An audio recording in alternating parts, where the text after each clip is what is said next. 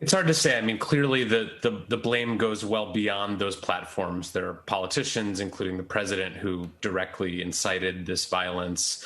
But I think the information environment that we're in, the fact that there are, thousands or millions of people out there who believe that this election was stolen and were ready to avenge that.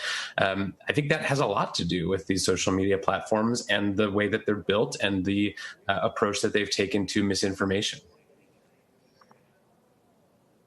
Kevin, to what extent will these bans, temporary or permanent, just lead to a significant growth on rival platforms like Parler, but others are out there too, and I guess new ones could be created, or is the critical mass that's present on the likes of Twitter, Instagram, Facebook make that less likely? I think we'll see some growth on the so-called alt platforms, which we've talked about before. But I think the real thing here is that I think this kind of deplatforming would be devastating for the president. Look at what happened to Alex Jones. He was a huge figure on the right, and then he lost his Twitter and Facebook and YouTube accounts, and he's basically disappeared. And the same thing's happened to a number of other alt-right figures who were banned from these platforms. Obviously, some people will follow the president no matter where he goes, to Gab or Parler or any other platforms.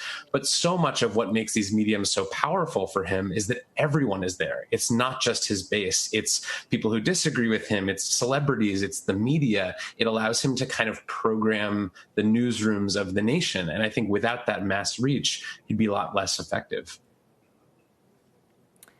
Facebook QAnon specific story question here for you, Kevin. Facebook made a huge to-do about cracking down ahead of the election and purging QAnon accounts. To what extent have they effectively done that? Are they not still using that as chat rooms and meetup places for events like we saw this week? I think the sort of biggest and most obvious QAnon presences on Facebook have largely gone away. The pages that had hundreds of thousands of followers, the groups that had, tons and tons of members, those have been taken down. But there are these other sort of splinter groups, these Stop the Steal groups that are still very active, anti-vaccine groups, anti-human trafficking groups, these things that are sort of adjacent to QAnon. Many of those are still present on the platform, and that's where a lot of that activity is taking place. And I would add that this was not just a Facebook thing this week. These people were organizing on all kinds of platforms. Twitter was a big part of it. There were Telegram channels and Twitch streams and YouTube streams and lots of different ways that these people were organizing. So I think that the QAnon sort of things that are sort of obviously and explicitly QAnon have had a harder time sticking around, but there's still plenty of QAnon out there.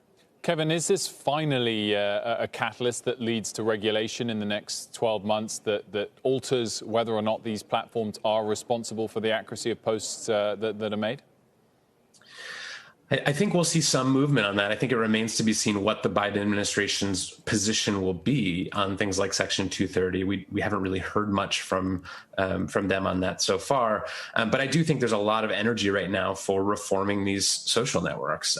Clearly, they have proven that they can't effectively police themselves, and that we need new rules of the road for us to be able to figure out how we do this stuff effectively and how we keep these extremist movements from gaining so much power.